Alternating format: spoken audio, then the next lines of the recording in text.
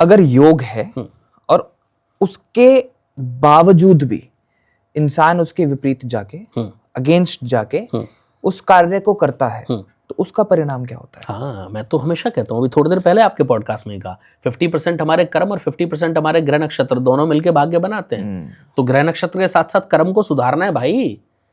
एक तरफ आप अपने राहु को अच्छा कर रहे हो, दूसरा तरफ आप जुआ खेल रहे हो, शराब पी रहे हो, दुराचार कर रहे हो, तो आपको लगता है कि अच्छे परिणाम होंगे। एक ना एक दिन तो जेल होनी है, एक ना एक दिन तो लिवर किडनी खराब होने, एक ना एक दिन तो हेल्थ इश्यूज आने, एक ना एक दिन तो कर्जे बढ़ने हैं, समझो।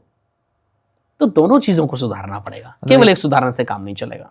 जो आपने बात बोली कि उस कन्या के योग नहीं थे, उसके बावजूद भी अगर उसको उसका विवाह करा दिया होगी जाता नहीं, है, होगी ही नहीं। ये मैंने बोल दिया उनको कि 32 वर्ष की आयु से पहले इस बच्ची की शादी नहीं होगी। 32वें वर्ष में या उसके बाद शादी है, नहीं होगी। कर लो आप, मैंने बोला, मैंने कहा आप कर लो, जाके कोशिश कर लो, अगर कर सकते हो। नहीं होगी, और हो गई तो चलेगी नहीं, गारंटी है। पहले तो होगी नहीं 99%।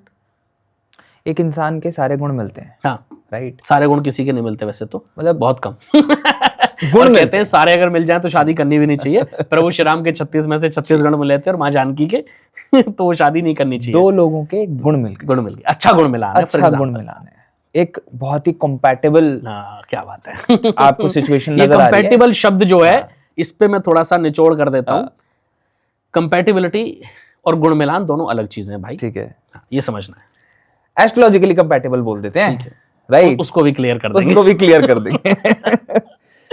गुण मिल गए, हाँ, शादी हो गई, उसके बावजूद भी डाइवोर्स हो रहा है, हाँ। ऐसा क्यों? बस प्रॉब्लम तो वही है ना कि गुण मिला के शादी कर ली। लोग ज्योतिष बन बैठे हैं भाई, लोग ऑनलाइन जाते हैं, अपने गुण मिलाते हैं, अरे वाह 28 गुण मिल गए, बहुत बढ़िया, शादी कर लो, कोई दिक्कत नहीं है। अरे भैया, गुण मिलान कुंडली मिलान नहीं है, ये कह के मैं थक चुका हूं। गुण मिलान, जिसको अष्टकूट मिलान बोलते हैं ज्योतिष की भाषा में, वो कुंडली मिलान का एक छोटा पार्ट है। उसके अलावा बहुत सारी चीजें हमें मिलानी होती हैं। असली कुंडली मिलान भावों का मिलान है।